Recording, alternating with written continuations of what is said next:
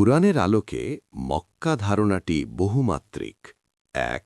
ভৌত স্তর, মানবজাতির জন্য প্রথম উপাসনা কেন্দ্র ৩. ৯৬। ২. মনস্তাত্ত্বিক স্তর, অন্তর্জগতের সেই কেন্দ্র যেখানে নাফস ভারসাম্যে ফিরে আসে ৯১. ৭-১০, ৮৯, ২৭-৩০। ৩.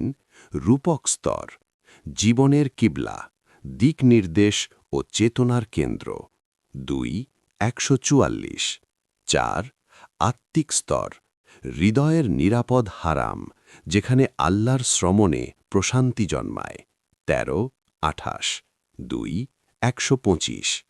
অতএব কুরআন সেন্ট্রিক বিশ্লেষণে বলা যায়, মক্কা কেবল একটি শহর নয়, এটি মানব চেতনার কেন্দ্রীভূত প্রত্যাবর্তন বিন্দু, যেখানে অহংকার ভেঙে যায়, সংঘর্ষ প্রশমিত হয় এবং আত্মা নিরাপত্তা ও দিক নির্দেশ লাভ করে।